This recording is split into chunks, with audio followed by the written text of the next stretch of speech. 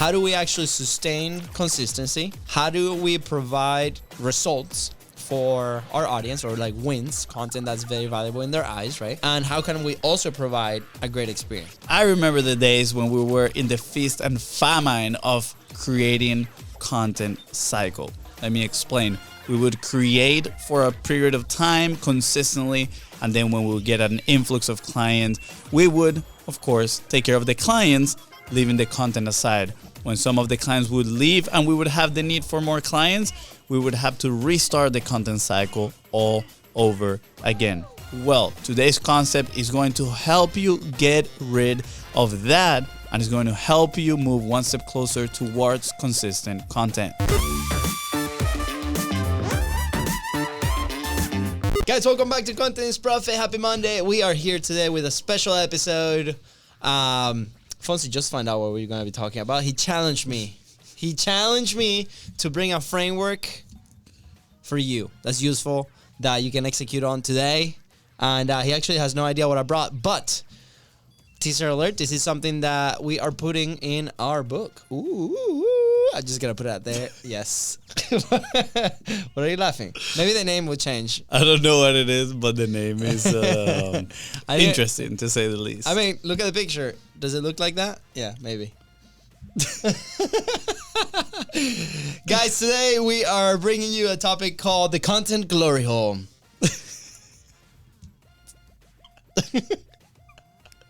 I don't know what Fonzie is thinking, but I'm gonna go ahead and explain this with a little story. So I'm gonna apologize in advance because of my energy levels today. I'm feeling a little under the weather. I just want to add that in case I don't add too much to the conversation. I'm sure the glory hole will be amazing. Content glory hole, dude. Be specific. That's what I'm saying. TM.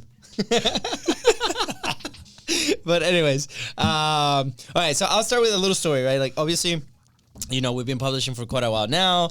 We're so super excited. Why are you laughing? I'm sorry.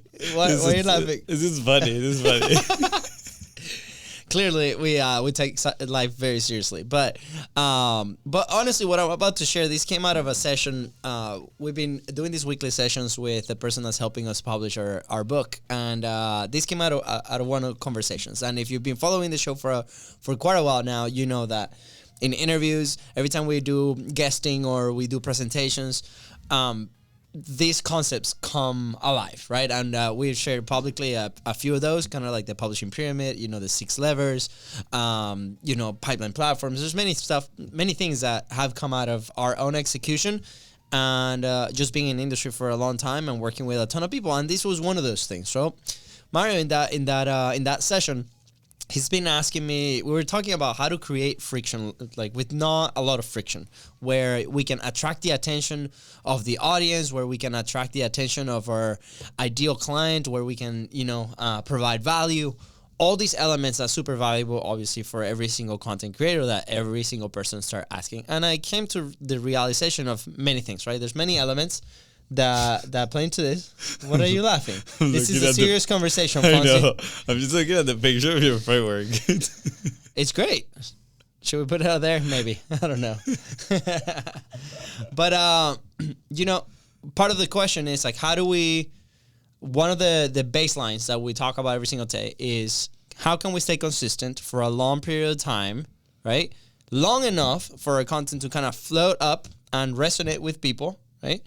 So we can make an impact, right? And obviously, every single show or every single publication that we study, that we've seen on trends, that we've seen on reports, that we've seen on all these conferences, the one thing that they have in common is that they've been consistent for a long period of time, very frequently, right? So we also seen in the market, and I'm sure, like, if you're listening or watching this, you might be experiencing something like that, where, you know, you start very excited about creating something, and then you go a week or 2 weeks or 2 months based on your resources, based on the team members that you might have, and then you stop, right? And it might be a mix of different things. Maybe the content is not resonating, which in my point of view, I think we can always make it resonate at some point, right? But maybe you don't have enough resources. Maybe you don't enjoy creating it if it's you the one creating it, right? Maybe you don't have the right team behind it. there's all these elements, right? So we came with like this is actually a Venn diagram, what Fonzie is laughing about, right?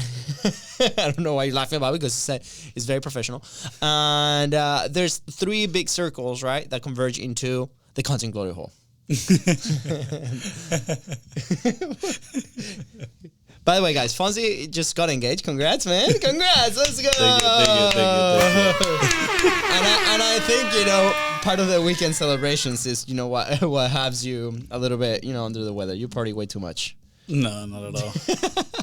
It just hits me. Funny enough, looking back into our relationship, when we started dating, I got sick too.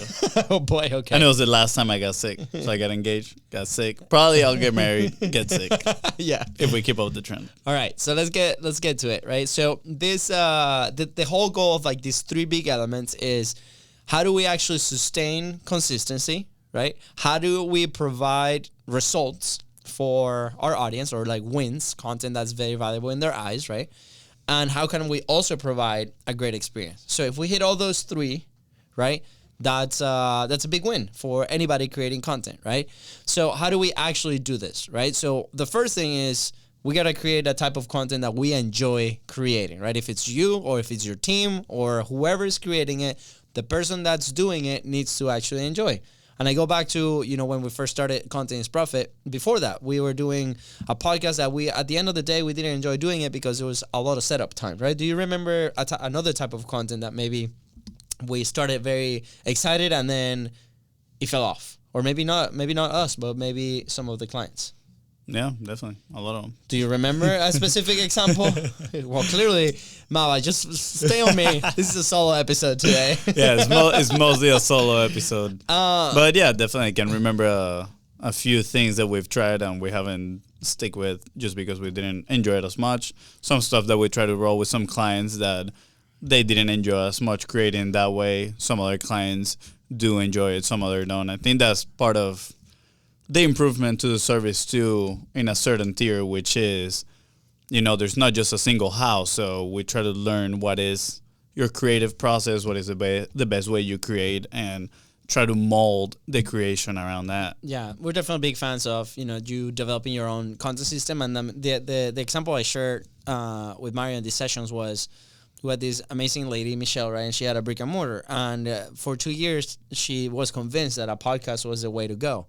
And turns out that first she didn't have the equipment, so lots of friction there, and she wanted the equipment, right? So money, right? Investment. She was not comfortable recording a camera or a microphone, so a lot of friction. There was some coaching and some practice rounds that she needed to get going before she wanted, a certain style podcast. And we just started listing all these elements, right, that she wanted but didn't have at the time. And some people out there listening might be like, okay, well, you just, go execute and get over those. But she didn't have a lot of time.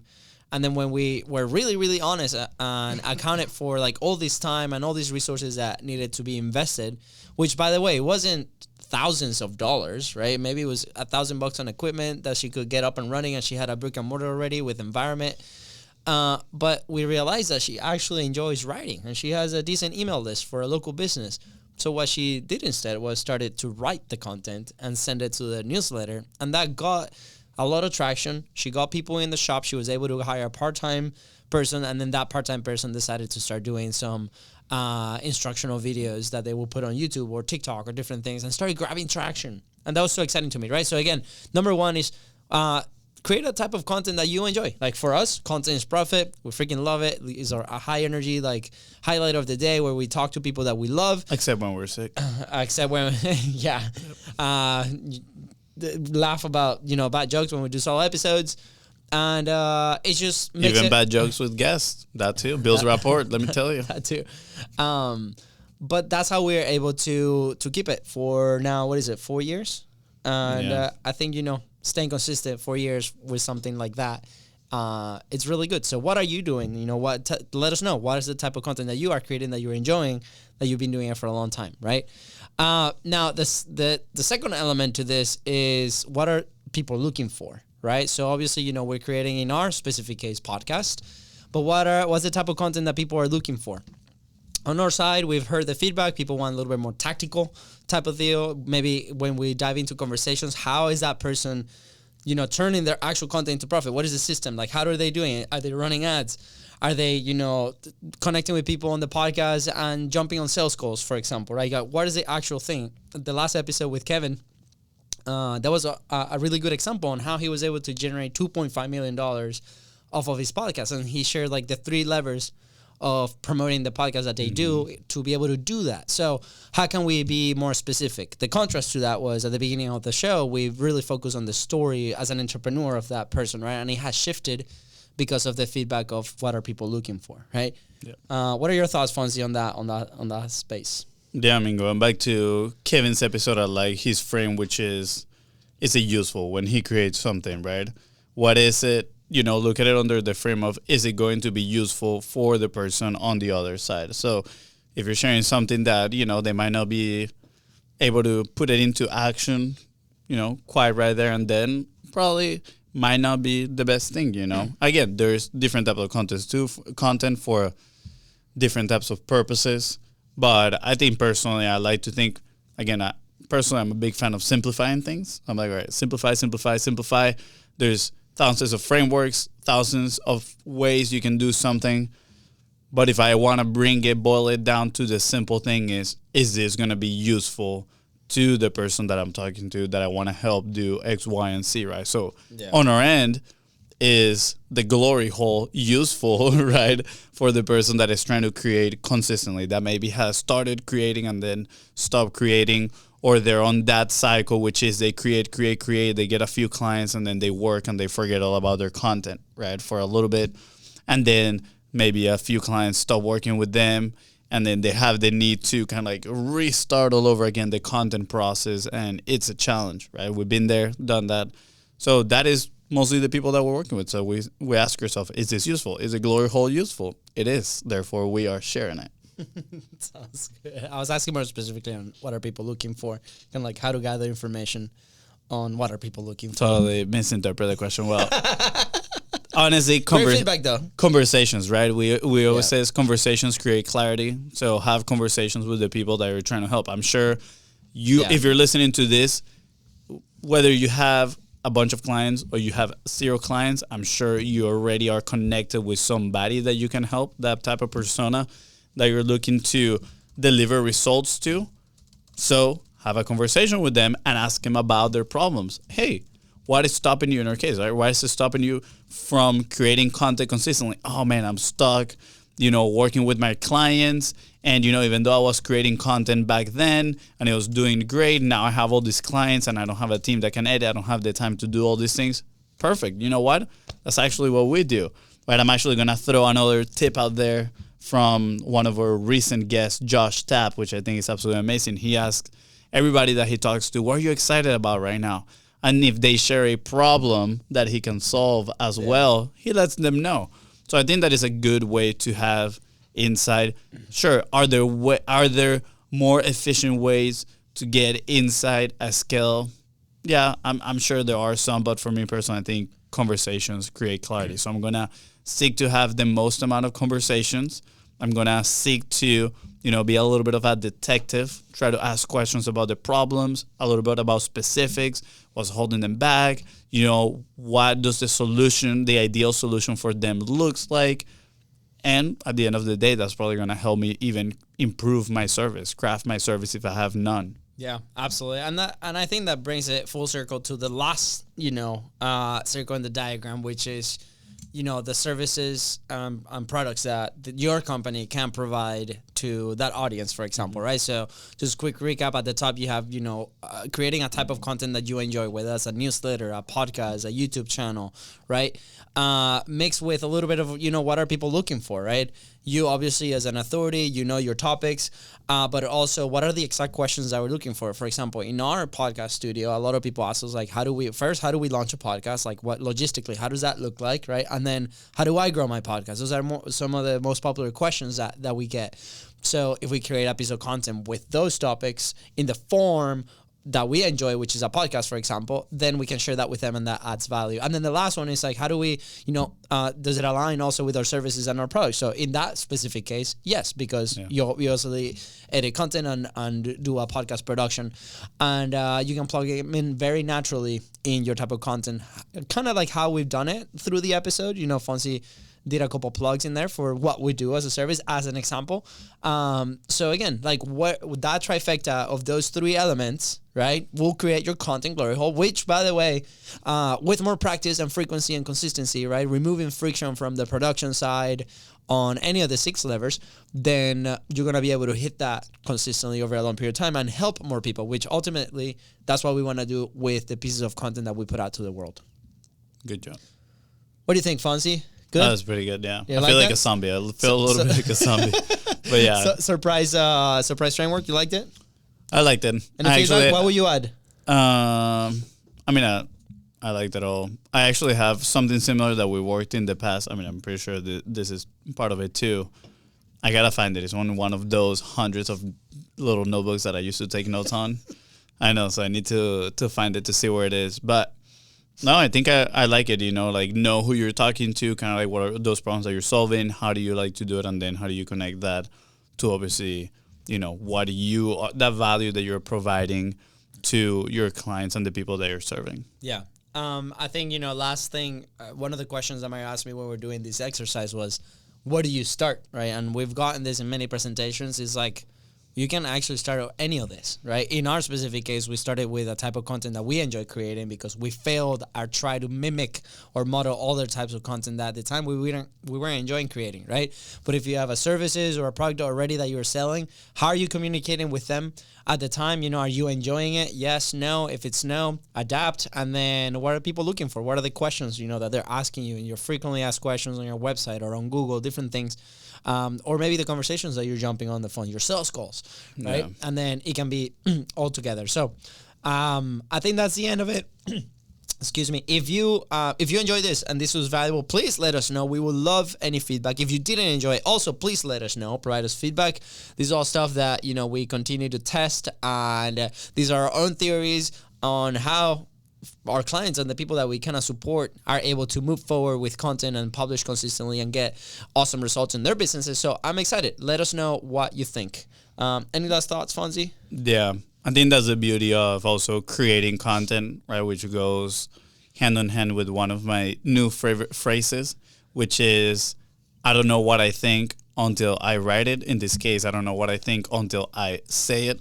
All these frameworks have been created through the act of us expressing our thoughts, right? You talking out loud, us going into other people's podcasts, having people on the podcast, sharing our thoughts.